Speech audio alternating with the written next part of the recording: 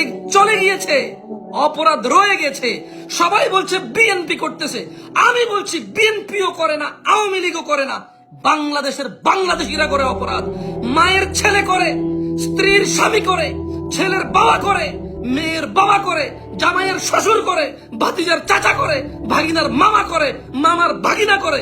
এই দেশে আমরা বাংলাদেশিরা অপরাধী, কোন দল অপরাধী না। এই দেশে এই মানুষগুলো দল করে, এই অপরাধী মানুষগুলো কেউ আওয়ামী লীগ করে, কেউ বিএনপি করে, কেউ জাতীয় পার্টি করবে, কেউ এনসিপি করবে, কেউ ওই নাগরিক পার্টি, নতুন করে একটা পার্টি হয়েছে এটা করবে। বাংলাদেশের মানুষ করবে এই পার্টিগুলা। এরপর দোষ দেবে বিএনপি, দোষ দেবে আওয়ামী লীগ, দোষ দেবে এনসিপি, দোষ দেবে জাতীয় পার্টি, দোষ দেবে জামাত ইসলাম, দোষ দেবে হেফাজত ইসলাম। অথচ মানুষগুলো দোষী। মানুষ দলের কি বিচার হবে নাকি? 10 কোটি, 5 কোটি, 1 কোটি, 2 কোটি, 4 কোটি মানুষ দিয়ে দল, এত দলের বিচার করবে কে? মানুষগুলোর বিচারের আওতায় আনা উচিত।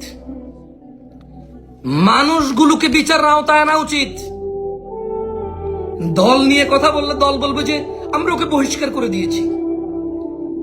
বিএনপির মধ্যে এরকম লোক হইতে পারে না, জামাত ইসলামের মধ্যে এরকম লোক সহ্য করতে পারি না, আওয়ামী লীগের মধ্যে এমন লোক আমরা পছন্দ করি না, আমরা তাকে দল থেকে বহিষ্কার করেছি বহু আগে। ব্যাস, দল বেঁচে গেল, দল বেঁচে গেল। পুলিশ করলে পুলিশ বলবে আমরা তোকে বরখাস্ত করেছি, আর্মি করলে আর্মি আমরা তোকে বরখাস্ত করেছি। জামশেদ মজুমদারের মতো কোন মাদ্রাসায় চাকরি করে যদি হুজুর করে কোনো অন্যায়, মাদ্রাসা বলবে আমরা তো ওনাকে চাকরিচ্যুত করেছি, বহিষ্কার করে দিয়েছি, আপনারা যা বিচার করেন করেন। আমাদের মাদ্রাসার সাথে ওর কোনো সম্পর্ক নাই, আমাদের দলের সাথে ওর কোনো সম্পর্ক নাই, পুলিশের সাথে ওর কোনো সম্পর্ক নাই, আর্মির সাথে ওর কোনো সম্পর্ক নাই, বিএনপির সাথে ওর কোনো সম্পর্ক নাই, মসজিদের সাথে ওর কোনো সম্পর্ক নাই। বলবে প্রতিষ্ঠানের বিচার করবা নাকি তোমরা? প্রতিষ্ঠানের বিচার করতে গেলে তো তোমরা জীবনও পারবা না। তোমরা বিচার করতে হবে মানুষের। মানুষটা অপরাধী।